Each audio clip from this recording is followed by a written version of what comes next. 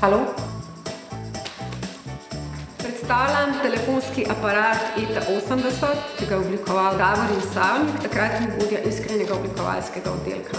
Futuristična oblika telefonskega aparata Iskra 80 je nadgrajevala njegovo tehnološko inovativnost. Po obliki in barvitosti ohišja iz termoplastike je bil precej drugačen od vseh telefonskih aparatov tistega časa.